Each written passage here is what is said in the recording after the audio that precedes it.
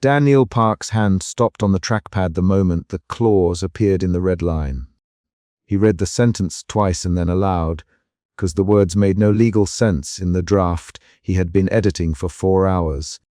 Control of the Eastern Entertainment Division to be transferred to the Vale Family Trust upon conditional activation. He felt suspicion first, a tightness that made his fingers cold, and then a rising certainty that someone had slipped a line into the file on purpose.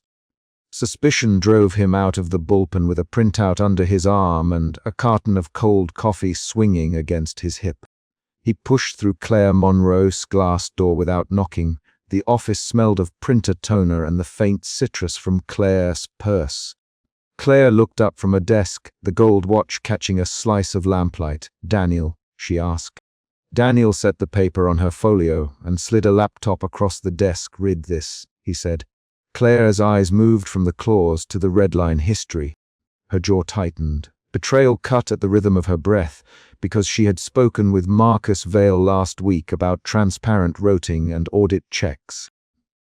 If this was inserted after the routing closed, someone wrote it to hide it. Her voice did not tremble.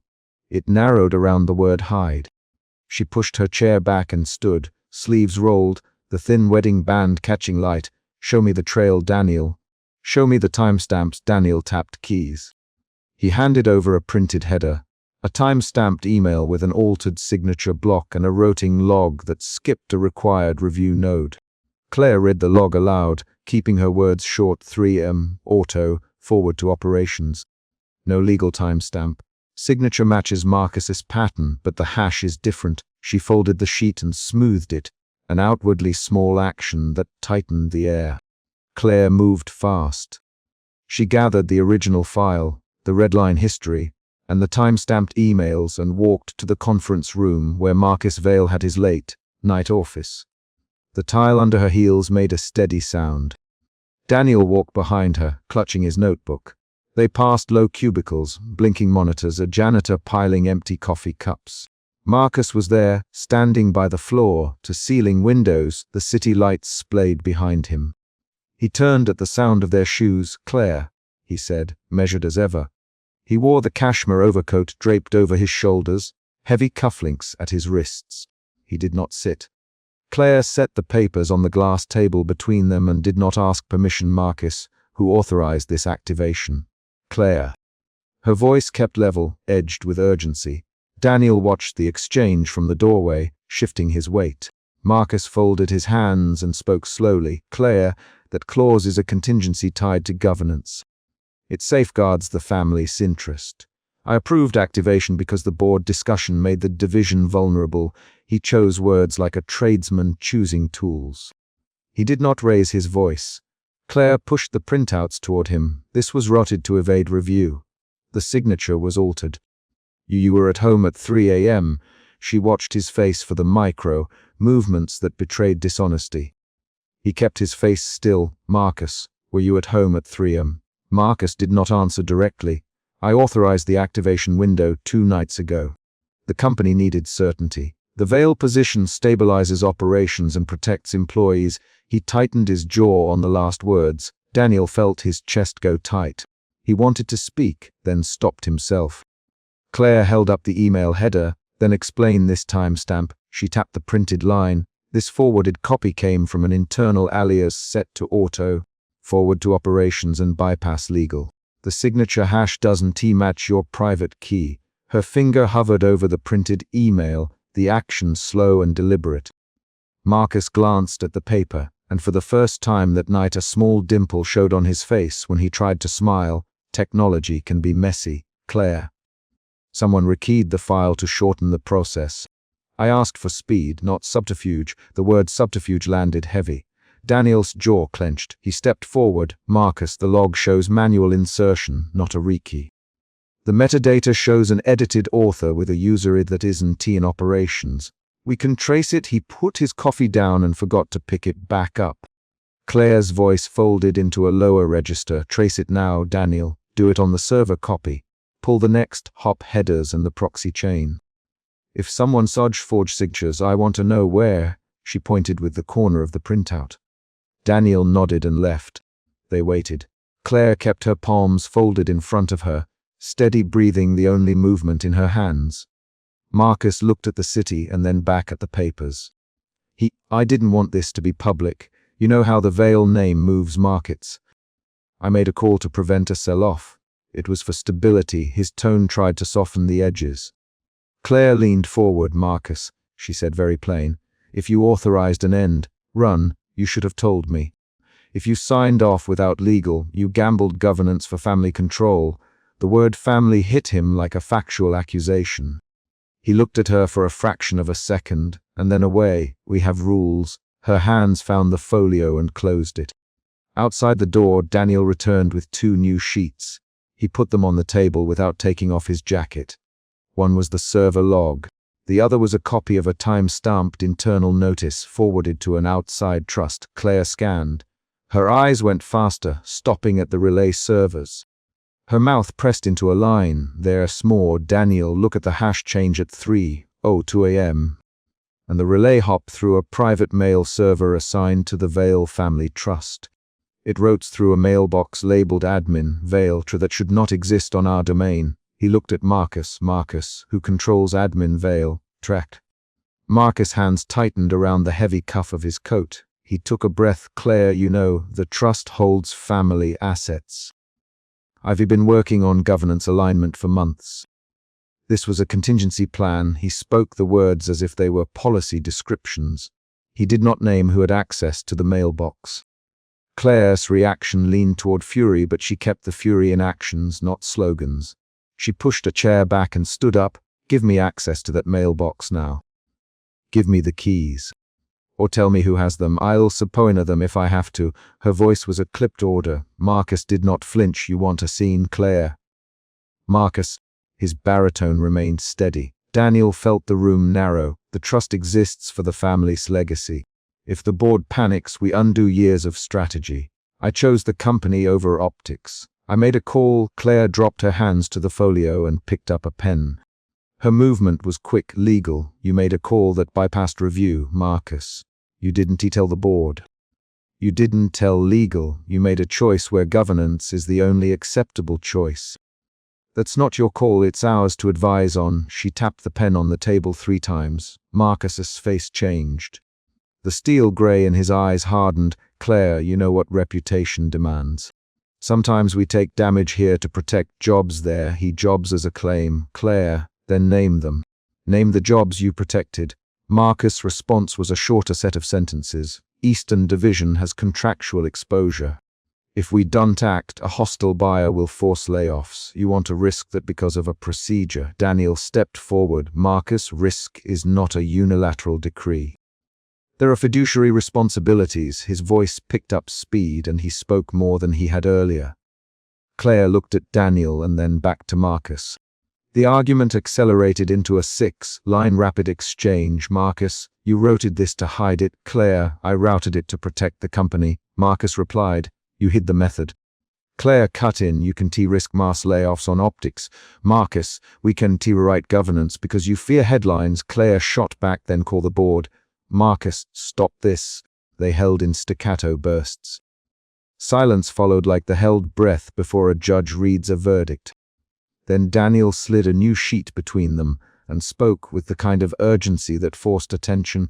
Look at the signature trail here. Someone manually altered the sign, often used a cut and paste of Marcus's name. The server shows remote access at 3:03 a.m. from an IP assigned to a private vendor. That vendor's contract was signed last month. The PDF shows a page inserted between sections 6 and 7. It's not a routing error, it is deliberate insertion. Claire read, nodded, and the first clear shift of emotion happened. Doubt to anger to focused resolve. She pressed the heel of her hand on the table and said, then it's not a question of governance anymore. It's a question of who inside this house is willing to falsify our records. Her voice was low and clipped. She looked at Marcus, who signed off on hiring that vendor. Marcus did not answer. His mouth formed a thin line. Daniel went back to his laptop and started pulling audit trails, tracing vendor sign-up forms and checking the corporate procurement records. The fluorescent lights in the corridor hummed. Outside the conference room, an unexpected triangle of sound arrived. The secure mail system's alert ping repeated 3 times. Claire's phone vibrated on the table. She read the incoming push and did not smile. The alert showed a flagged compliance notice from an outside auditor who had been running an overnight integrity scan.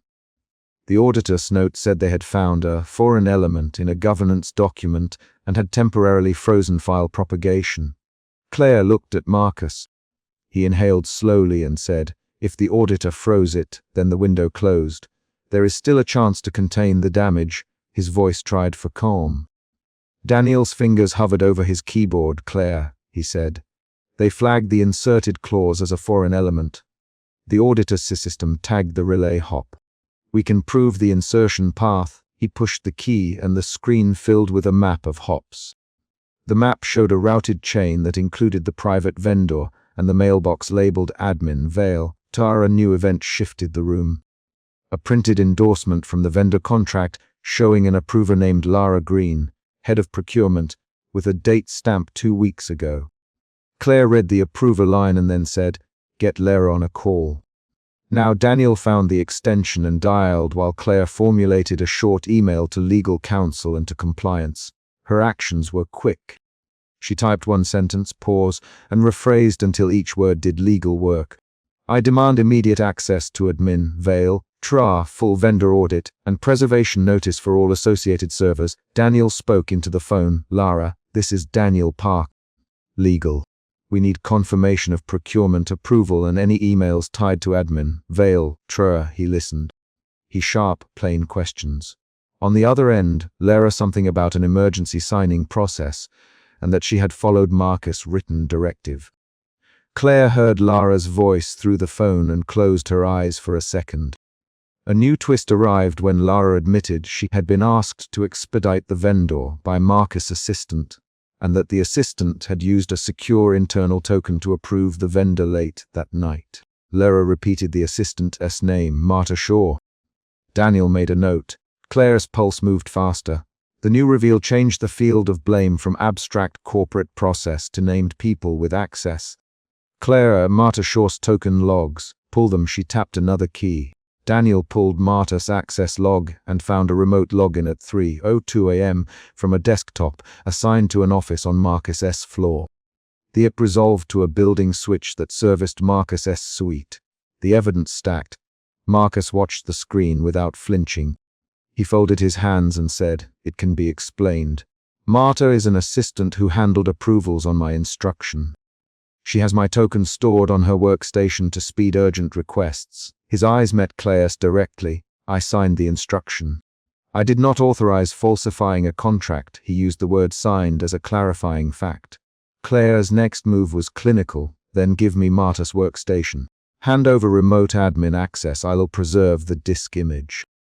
I will also be issuing an immediate preservation notice to the vendor and a request for emergency audit." She paused and looked at Marcus. "You will inform the board." Marcus' voice became narrower. "If you make this public, Claire, you risk market instability. We have to weigh outcomes." His statement attempted leverage. Claire's reaction changed again, from contained anger to a firm, measured resolve. She closed the folio and leaned forward. "Marcus, governance weighs outcomes. Not you. Do your duty. Inform the board. Tell them what you did and why. Or I will file the preservation notice and let the audit speak." Her posture was an action of containment. He did not answer immediately. A hardness came into his face, the thin scar on his jaw more visible under the office light. The second major emotion shift in the chapter occurred in him. Defensive control thinning into a colder acceptance. He put his hands on the table and said, "Do what you must, Claire. I'll inform the board." His voice was low. Daniel exhaled. Security arrived within 20 minutes. A compliance officer with a badge and clipped tone stood in the doorway, carrying a tablet. He took the materials and ran a quick inventory. Claire dictated a list of immediate preservation actions and signed a single-line order requesting suspended propagation of the file. She used the pen signed with the thin, small scar near her left eyebrow, so she did not smudge the ink. Her movements were exact and purposeful. After the security sweep, Claire stepped into the marble corridor. Marcus followed. The air in the corridor had the cold bite of early morning. He tried once more, voice lowered. "Claire, we can negotiate a private settlement.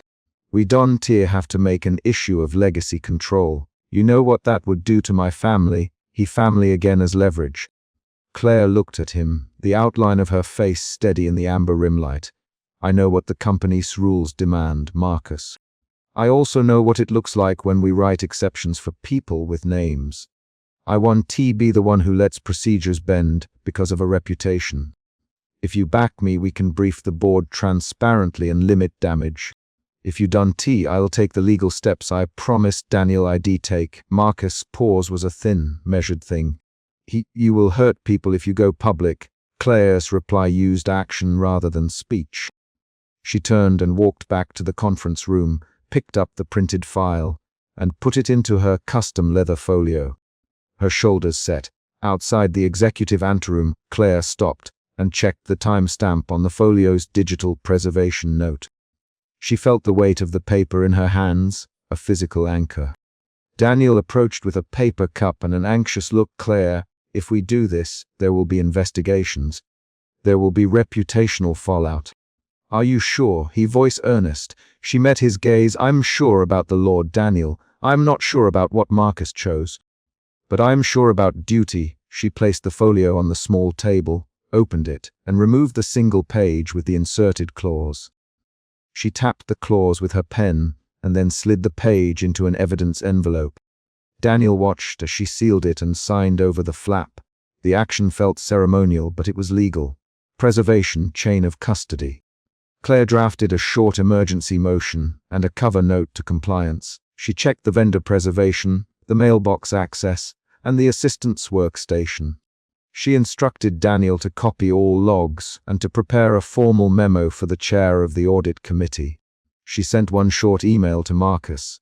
"You must inform the board. I will file preservation notice at dawn if you do not." Then she stopped, fingers hovering over send. She did not write a long justification. She wrote the facts. She wrote the evidence trail. She wrote the request. She hit send. The email left her outbox and slid into the company's internal channel. The external event came again. A soft knock at the door. Claire looked up. It was the compliance officer, holding a tablet with confirmation that the auditor's freeze was in place, and that the vendor had received the preservation notice. "Claire, we have frozen propagation. We have instructed the vendor to preserve all activity logs. They are cooperative so far." He looked at Marcus. Marcus nodded once and, for the first time that night, offered a terse statement. "I'll call the chair." He turned to leave. Claire watched him go down the corridor, his broad shoulders receding under a muted teal shadow. Daniel reached for his coat and met Claire's eyes. She exhaled a slow breath and said, "Daniel, prepare the memo. List chain of custody timeline and all relay hops. Put the vendor contract in annexer. Send this to the audit chair and copy compliance. Then log the preservation steps on our server." Daniel's fingers moved in quick compliance. The chapter's final move tightened the stakes. Claire placed a single paperclip on top of the sealed evidence envelope and closed her folio. The small metallic click of the clip was a concrete sound in the conference room. She stood and walked to the window that faced the city. Dawn was thin and linear on the horizon. She did not make speeches. She called the internal legal line and left a clear, precise recorded notice for the board's counsel. She had found an inserted clause, she had preserved evidence, and she would proceed legally if the board did not convene within 4 hours. She ended the call, set her folio on the table, and pressed her thumb to the envelope one last time. Then she clicked to send the emergency preservation filing and watched the delivered banner appear. The action was small, exact, and irreversible. She folded her hands, breathed twice, and put the folio under her arm. Daniel followed with the bag of printouts. Claire walked out of the conference room with the folio under her arm and the paper clip pinned to the outside like a bookmark. A door opened at the end of the hall. Someone entered, and the chapter closed with the sound of the door closing and the folio's leather strap snapping.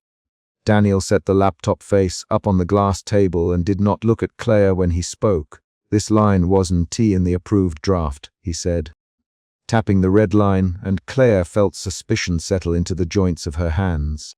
The sentence read, "Control of the Eastern Entertainment Division to be transferred to the Vale Family Trust upon Condi," and then it cut. Claire rose from her chair before she realized she had, smoothing the front of her jacket with the flat of her palm. Suspicion guided her first moves.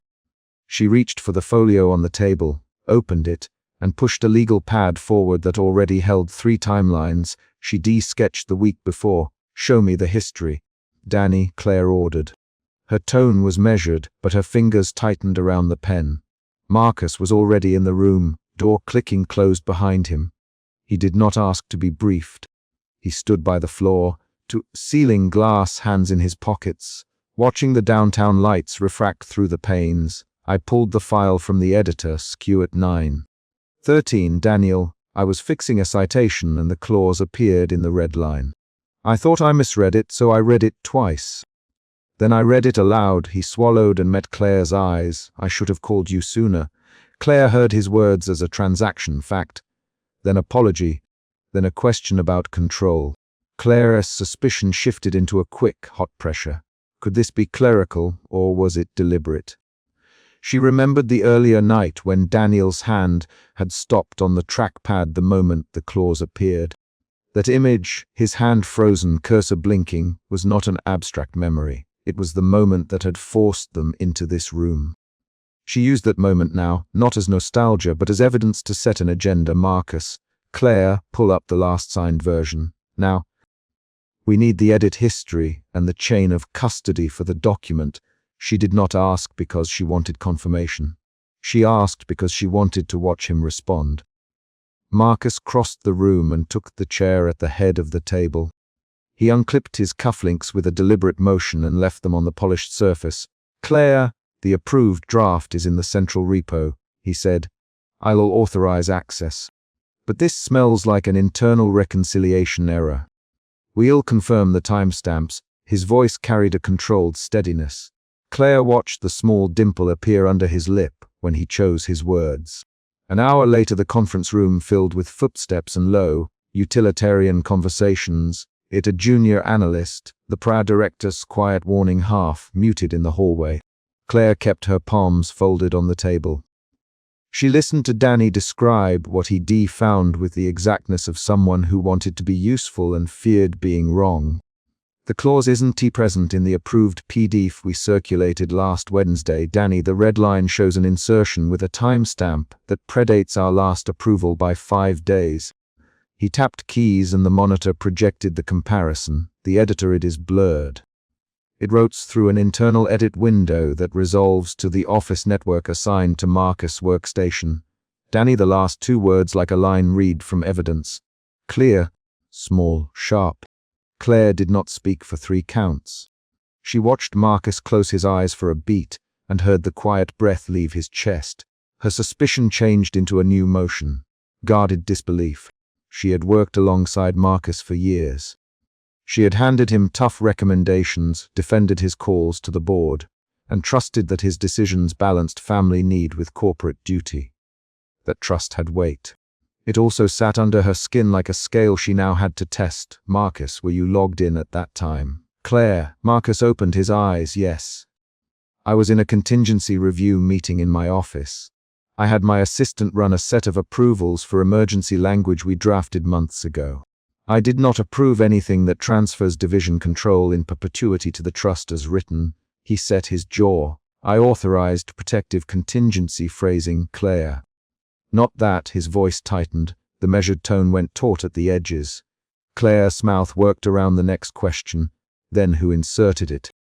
Her voice carried a quiet urgency that matched the room's fluorescence. Her hands betrayed her. She tucked hair behind her ear and tapped a pen twice against the folder. Danny ran a forensic, quick scan. He spoke in the short, clipped sentences that lawyers use when they're trying to stay calm. "There's a server log. I can see an edit session that was backdated. The proxy chain routes through a Vale family account. The digital signature is hidden in a routing header, but I can pull the archived thread. Give me time." His eyes flicked to Marcus, and then to Claire. An external event arrived like a cold bell. The Prether director's voice in the corridor, clipped and urgent. "Claire, there's a line item in a trade sheet. Someone's leaked a red line.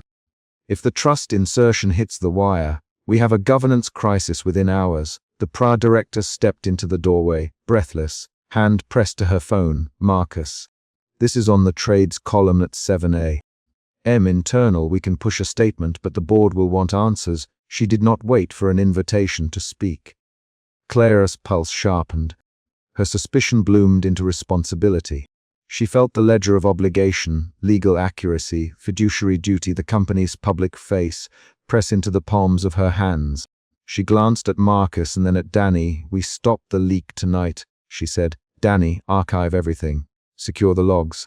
Marcus, I need the list of everyone with access to that edit window." Now, she handed the tasks out as if they were physical objects.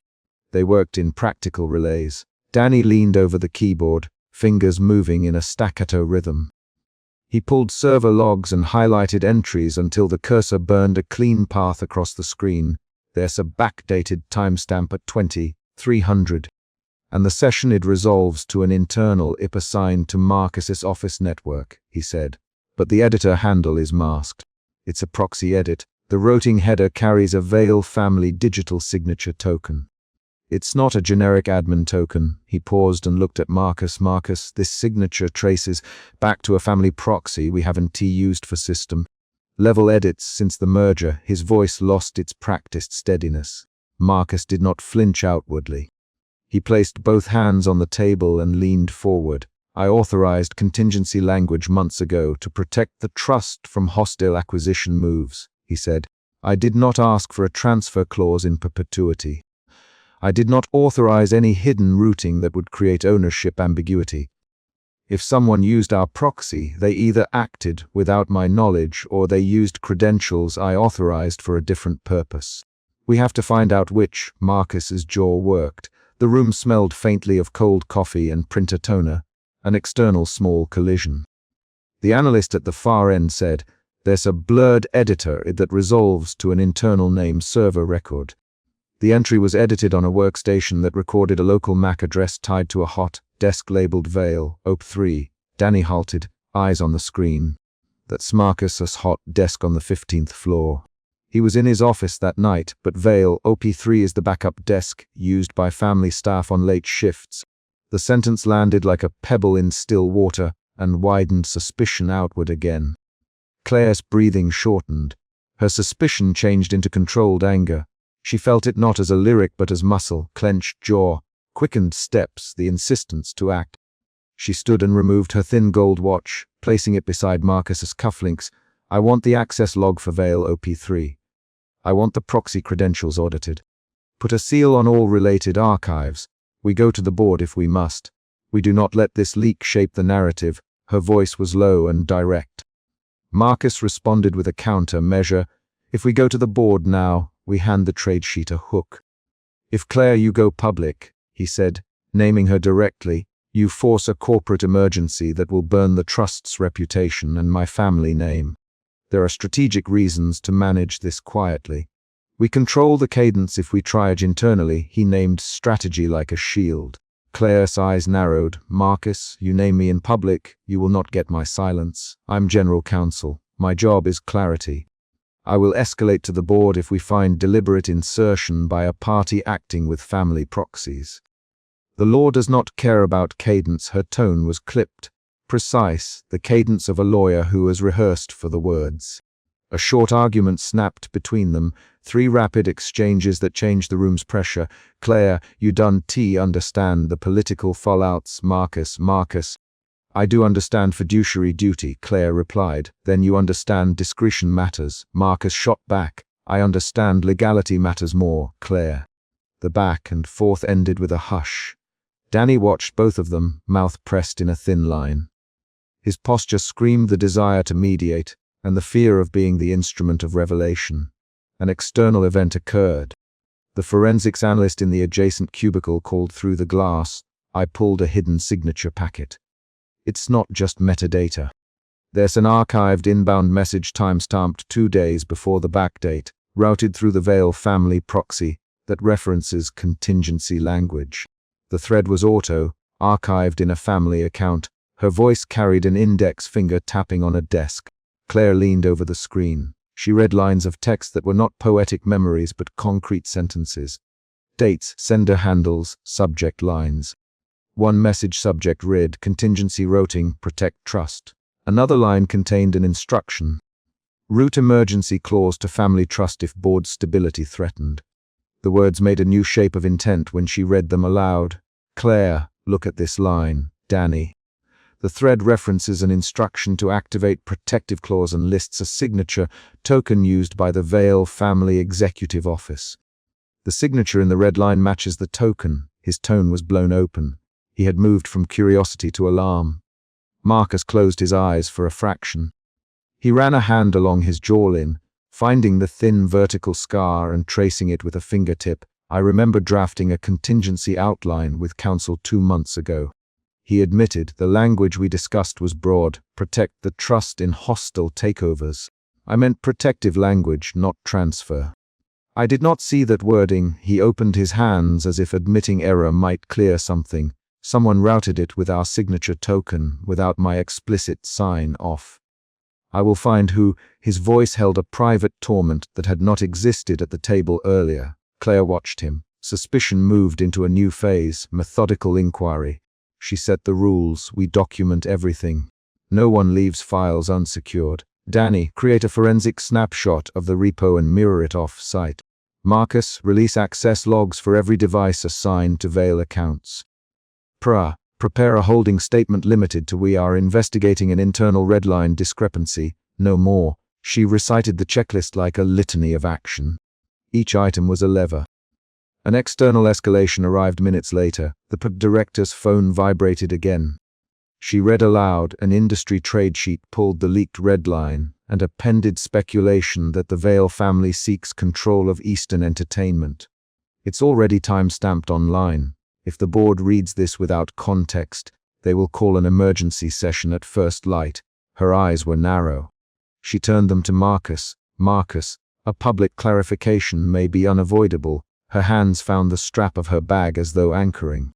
Marcus inhaled, a long, measured draw. If I authorize a clarification, it invites questions about the family's involvement. If I don't, the trade sheet frames our inaction as guilt. Claire, what is your legal position?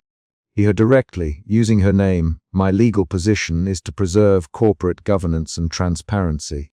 If we can prove the insertion was unauthorized, we cleanly present that evidence. If we cannot, we escalate for the board to decide. Either way, I refuse to let an opaque signature dictate the outcome. Claire each sentence in short bursts. Her words were instruments, not pleas. Danny found another trace. He pushed forward a line on the screen and said, there is a routing header that shows an inbound archival packet from a remote family account. The packet was manually forwarded twice. The local MAC address shows activity at Vale OP3 at 22:47 and again at 23:08. Marcus, these are odd hours for scheduled edits unless family staff were here. Danny's voice vibrated with the discovery. Marcus looked at the timestamps as if they stung. I will check the security logs for Vale OP3. I will ask for badge swipes and SexTV. If someone used our hot desk, we'll see it. I will also pull my personal assistant's access schedule. The words in quick succession. An external discovery interrupted them. The security analyst called from the building systems. We have badge swipes for Vale OP3 at 22:40. 6 assigned to a family aide on a temp pass, and a remote VPN connection from an IP that maps to an off-site family proxy. SecTV footage shows a shadowed figure at the desk with a laptop for 6 minutes. The video is grainy, but the lapel pin matches Vale family ID. The analyst's voice was flat. The image was unambiguous. Claire pressed both palms to the tabletop. Her controlled anger narrowed into a fierce insistence on accountability. She stood and walked to the glass to watch the city exhale. She did not look at Marcus directly. Instead, she faced the concrete movement she could control. The evidence, we have a chain of custody, she said, returning to the table. It is messy, but it is a chain. We can trace the edits, the proxy, the badge swipes, and the forwarded packets. Danny, take the server archive and map every forward. I want recipient names, timestamps, and forwarding paths. Marcus, get me the list of family aids and temporary passes for the 3 months prior. Hold the statement. Security, lock down Veil OP3 and pull the raw footage. She spoke quickly. Each order a set of lock boxes. A new emotion shift occurred inside Claire. Suspicion became sharp clarity when an archival message changed the frame. Danny called out, "There is an auto-forward note in the family account that says, activate only if board becomes uncooperative." It was added to the thread after the backdate was applied. His voice had an edge. Someone prepared an activation mechanism. It's not mere error. It's conditional. The sentence tightened the room. Marcus' face hardened. He picked up his briefcase and opened it with hands that trembled only slightly. "I do not recall authorizing a conditional activation with that phrasing," he said. "If someone under my proxy inserted that language, we have a breach of protocol and of trust. I will own the fallout if it came through family channels, but I will not let this be used to vilify the company unjustly." He set the briefcase down like a declaration. Claire's approach hardened into a plan. She would not yet run to the board, but she would not hide facts either. She started drafting a paper trail. "We prepare an internal report documenting the forensic chain. We provide the board with a secure briefing package at 8 a.m. We include the raw footage and the signature trace. We recommend an independent audit of family proxy usage." Her pen tapped. She mapped the steps where action met consequence. Danny pushed one more line to the screen. There's an old archived memo dated the month before the backdate that lists an authorized proxy token. The token was never revoked. Someone used an old mechanism. If we can show chain activity from that token, we can name the account. He looked between Claire and Marcus. This could be administrative negligence. Or it could be deliberate exploitation of an old token. His voice carried the two possibilities like separate doors. An external shock arrived when the board secretary texted, "We have 7 calls overnight. The chair is asking for a briefing at first light. If there's a family signature involved, expect a call from counsel to request an immediate session." The text read plainly. The board had awakened to rumor and now demanded fact. Claire folded the legal pad and slid it into her folio. She moved with the economy of motion she practiced for years. "Danny, document every path. Marcus, provide the personal list and the access delegation memos. We give the board a secure briefing and ask for permission to run an independent audit. No leaks, no spin, just evidence." She spoke in shorter phrases now. Directive, clear, binding. Marcus looked at her directly and, for the first time that night, did not mask the private cost. "Claire," he said, "if the audit shows my family's token was used without explicit sign-off, I will accept consequences. I will not protect anyone who weaponized that access. I ask only that the process is fair." His voice broke on the last 3 words and then regained composure. Claire heard the confession as a factual element, a choice offered, not a plea. She acknowledged it with a single nod. "Fair process," she agreed. The building emptied and refilled with different kinds of people, security, forensic specialists, and a board courier who arrived with a sealed envelope. Outside, the sky had a pale thread of pre-dawn. They moved through discoveries and confirmations, each one an external event that reoriented the chain. Danny found the final link just before 4 a.m. He held up a printout and said, "The archived email that created the chain was forwarded to a personal family account by a temp aide named Louise Hart. Her temp badge shows activity at Veil OP3 and the forwarding path routes through the family proxy. The token used matches the one in the family archival memo. She forwarded it at 23:03 and then again at 23:11. Danny's voice was taut with the quiet energy of completion.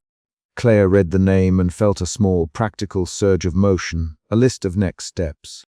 She would call security to bring Lois in for questioning, compare her access privileges, and demand executive testimony.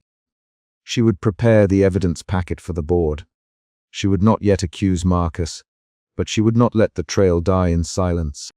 Claire packed her custom leather folio, sliding the legal pad and the printed chain into its slit. Danny gathered his satchel and the server snapshots. Marcus straightened his cashmere overcoat and picked up his briefcase. The PREFA director finalized a tight holding statement. We are aware of an internal document discrepancy and are conducting an immediate investigation. No names were used. Before anyone left, Claire stopped at the doorway, turned and said without theatrics, "Marcus, if this was an administrative oversight, we correct it, revoke tokens, and document. If it was deliberate, we will follow the chain wherever it leads." She pronounced his name to anchor the promise in a professional commitment, rather than a personal attack. Marcus folded his hands once and replied, "Claire, I understand. I will cooperate fully." He watched the city through the glass, and in his face she read private calculation and public acceptance. An emergency notification pinged on Claire's phone as she stepped into the corridor. It was a short official alert from security. Badge swipe anomaly logged for Vale OP3 at 20:246 and 20:303. SecTV clip flagged. Temper aid Loy's heart identified. The notification was a concrete beat, an action they would take in the morning. They left the building in thin groups. The city was waking. Claire felt the fatigue in her shoulders, but also a clear, directed focus. The night's discoveries had produced a chain of custody that shifted the problem from rumor to a documented path. That path led to concrete names and times. It also led to choices the board would now have to make. Claire slid into the elevator with Danny. He looked at her, tired and earnest. "Claire, you think Marcus knew?" he asked in a voice that was careful not to demand answer. She shook her head faintly. "I don't know yet, Danny. But we will not let uncertainty cloud evidence. We let the chain speak." Her sentence ended on a practical cadence. Action before verdict. As they reached the lobby, a courier intercepted them with an envelope stamped "Board Confidential." Claire took it without hesitation. She opened it on the steps and read the single line inside. "Board convenes at 8 a.m. for an immediate briefing." The note contained no extras. The night had delivered facts. The board would turn them into decisions. Claire straightened the folio in her arms and stepped into the dawn. The case file felt heavier now, not because of the paper, but because of the consequences inside it. She had pushed suspicion into a sequence of actions that produced answers. The next hours would require proof in hand and motions on paper. She stopped at the curb, looked back once at the building's glass facade, and then walked away with Danny beside her. Behind them, lights clicked off in floors where people would dream and wake, and then be called. Claire's final move that night was pragmatic. She instructed security by text to hold Loy's Heart's badge record and to schedule an interview at 8:30. She typed the time, hit send, and slipped her phone into her folio. The last line of the chapter is not a reflection but a directive sent. Interview scheduled at 8:30. The night had resolved into an appointment. Emotion route. Suspicion. Emotion shifts. Suspicion guarded disbelief, controlled anger, methodical inquiry, sharp clarity, pragmatic resolve. Daniel slammed the laptop closed, and the clause was still projected in the center of the screen when Evelyn Cross explained this. The boardroom went quiet enough that Claire could hear a pen hit the glass table. Emotion route. Suspicion. Suspicion drove Claire's next moves. She stood, walked to the projector, and touched the sentence as if she could test its edges. She had read that contract twice the night before, and the line on the screen did not belong in the approved draft. The central problem was concrete and immediate. Control of a division could shift overnight. And everyone in the room now watched Claire for both legal answer and moral posture. Claire kept her hands flat on the table and spoke with the measured voice she used in trials. "This version was not in the file I signed off on." Her fingers tapped the printed red line Daniel had pushed across the glass. Daniel Park set the laptop face up again and did not look at Claire when he said, "It appears with a proxy signature and a rollback at 3:40. 7A. The board chair, Evelyn, blinked hard and asked, "Who authorized a rollback?" The opening hit like a gavel. Within 5 sentences the room had a legal crisis and a person to hold accountable. Claire's baseline was simple. Protect the company and the process she had sworn to uphold. She had been the guardian of contracts for 7 years. Small errors irritated her, but this read as intentional. The suspicion tightened her jaw. She listened to the board's muffled questions and let Daniel finish the technical part without interruption. We have the timestamps and an external IP. Daniel. This edit appeared after the approved draft. I pulled the audit trail. He pushed a stack of printouts toward Claire. I saw it at 2 a.m. and I flagged it to you, but the clause was uploaded afterward. Claire felt the first emotion shift. Suspicion gave way to doubt. Doubt toward a friend. She had known Marcus Vale since law school, shared case notes, nights in conference rooms, dinners at his apartment, but her role required she treat him as a subject of inquiry, not memory. She caught Marcus's face in the window reflection. Controlled, then slight tightening at the temples. He did not move when Daniel looked at him, but his lips compressed. Evelyn's voice sharpened. Marcus, did your team authorize any edits? The room pivoted toward him. Marcus folded his hands, folded them again, then answered with the clipped cadence Claire had heard when he closed deals. No. I did not insert the clause. I authorized contingency measures for the Vale Trust, but I did not place that language in a corporate transfer document. He named the Vale Trust aloud, the phrase landing like a domestic fact in a corporate room. Claire's second emotion shift came quickly, from doubt to guarded anger. Her pulse kicked into the same rhythm it took in arbitration rooms. She moved to the projector and magnified the clause with a remote. The words read plainly. Control of the Eastern Entertainment Division to be transferred to the Vale Family Trust upon certain triggering governance events. The clause included a digital signature block with a proxied stamp. She read the proxied signature out loud so the board could hear the name. It resolves to an external account at this timestamp. Claire. The server log shows an unauthorized rollback at 3:47 An external event occurred. Rafael Kim from audit entered through the side door, printouts in hand. He stepped to the projector and said, Forensics has the proxy mapped to an external IP that terminated through an unregistered council account. We traced a previous upload followed by a rollback and then this insertion. He slid a slim packet across the table. This looks deliberate. His tone left no room for accidental error. Claire watched Marcus then. He did not flinch. He leaned back and folded his long fingers over his briefcase strap. Deliberate for what purpose? He asked. The question sounded like a legal pivot, but the board read it as a defense. Claire had to choose how to proceed. She could contain the moment privately, call for an internal review, and shield the company from headline risk. Or she could bring the motion that would force public oversight and split the board. The choice would fracture personal ties and reputations. Action meant consequences. Daniel, can we verify chain of custody now? His nod was quick.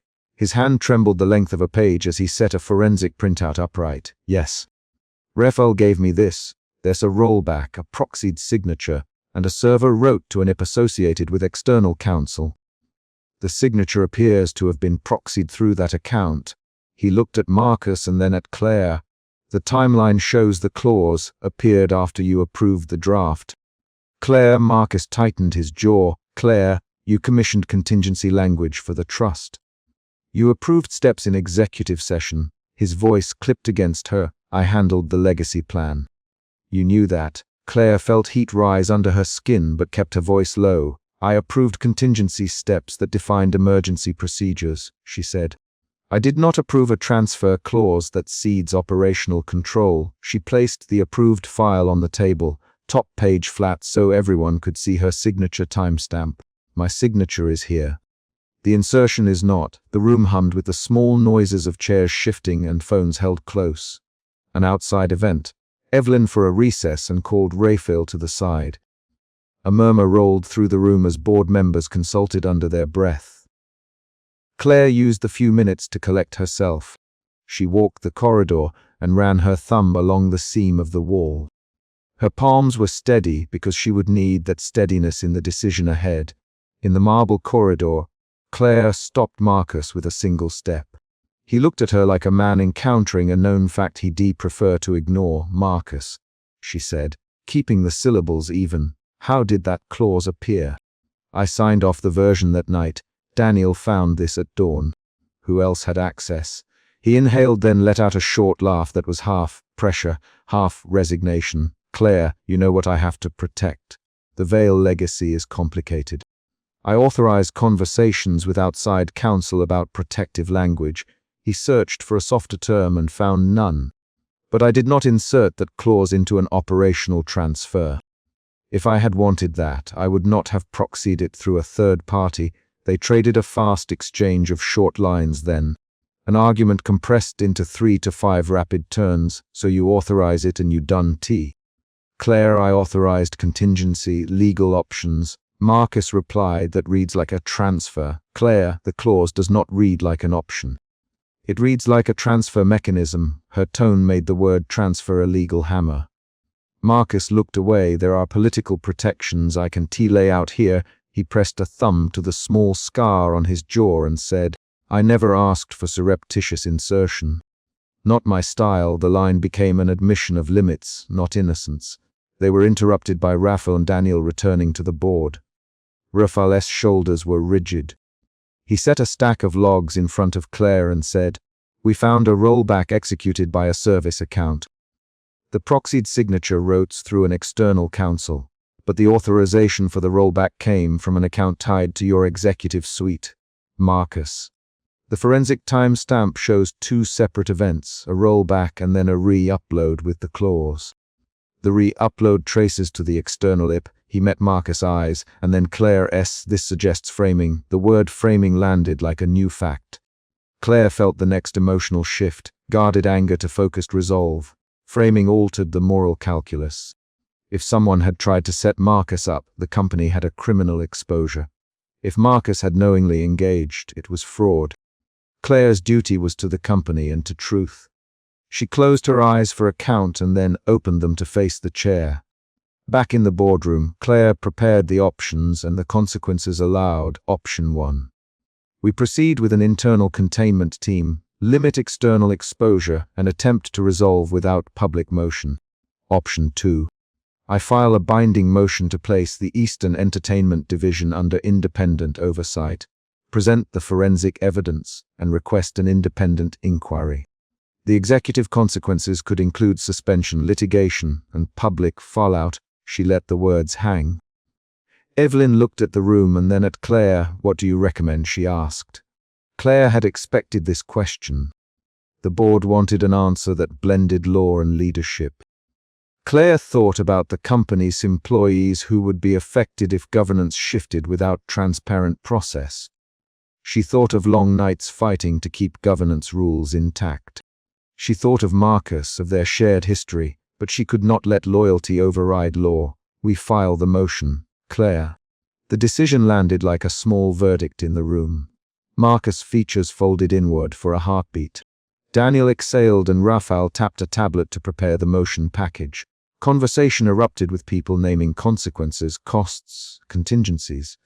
At mid-morning, Daniel returned with a digital forensic printout and a server access log projected on the side screen. He walked the board through the steps, and Raphael corroborated each entry.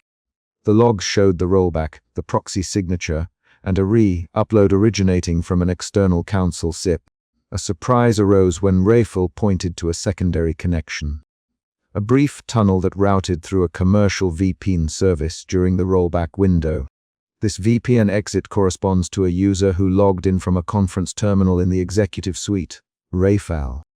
It ties activity to an internal location at a time when only a handful of executives had keycard access. The revelation reframed possibilities again. Claire felt uncertainty and a prick of fear, fear of institutional corruption, fear the board would crumble, fear she would be accused of weaponizing law. But she showed calm. She for names and times. The logs mapped to a narrow window and a handful of keycard accesses. Marcus admitted, in a private exchange seated across from Claire in the executive suite, that he had authorized protective counsel. For the family's interests, Claire, he said. I had calls with outside counsel about legacy protections.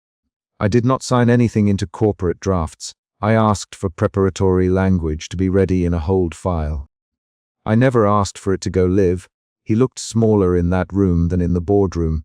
If someone wanted to force my hand, they could have used the contingency files. Claire's actions became the telling evidence of her emotional state. She did not release accusations, she collected facts. She instructed Daniel to pull badge logs, elevator entries, and conference room reservations. She Raphael to map forensic signatures against APIN exit nodes. Each order was precise and short. Daniel, get the conference terminal log. Raphael, map the VPN exit against badge logs. Their responses were immediate and concise. An external event. Legal counsel to the Vale family appeared outside the executive suite and asked to speak with Marcus. Claire heard the door click and felt the room tighten. Marcus excused himself and left with a brisk nod. He closed the door behind him and his shoulders slumped. When he returned minutes later, his face was composed but his voice betrayed strain. They say a junior associate made a mistake with the proxy, he said. A named counsel claims responsibility and accepts that a drafting error leaked into the repository. They propose a correction and a compact to keep this internal. Claire studied him. The offer was a pressure point. Containment could preserve the company and the Vale family reputation, but it would leave a falsified record unchallenged. Claire felt a moral tightening in her throat and knew what she would not accept. We can negotiate corrections, she said, but we cannot keep a falsified transfer clause undisclosed. I will not authorize a settlement that leaves the public record wrong. Marcus tried another tack. If you file the motion, Claire, you will make this into a spectacle. The Vale family will respond through counsel. We will draw attention to the company and the division. It could hurt hundreds of employees. His voice carried the weight of legacy responsibility. Claire answered with measured clarity, Evelyn, for an honest recommendation. The logs show irregularities that suggest deliberate insertion. My obligation is to the company, not to any family interest. I will file the motion to ensure independent oversight. There was a confrontation in the main boardroom that afternoon. Claire rose and moved to the center of the table. She spoke plainly, presented the forensic findings, and filed the motion to place the Eastern Entertainment Division under independent oversight. The board chairs and members responded in escalating tones. Marcus tried to interject. Claire did not let him. Her voice remained factual, each sentence a legal instrument.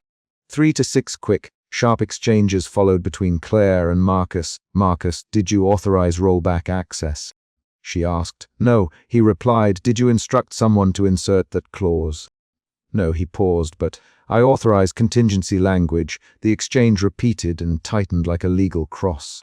Daniel watched from the side, and Raphael stood with a tablet displaying the final logs. The vote was taken. The board voted to suspend Marcus pending investigation and to enact Claire's oversight motion. The room fractured into camps. Some members whispered about loyalty. Others said due process. Conversation rose and fell like measured claps. Claire felt the chapter reach its climax then. The motion passed and the rupture occurred. The room's energy became raw. Marcus rose and moved toward the door, his face controlled but the small dimple of effort visible when he tried to keep his jaw steady. He turned to Claire briefly and said one line. You should have come to me first. His voice was not accusatory so much as wounded.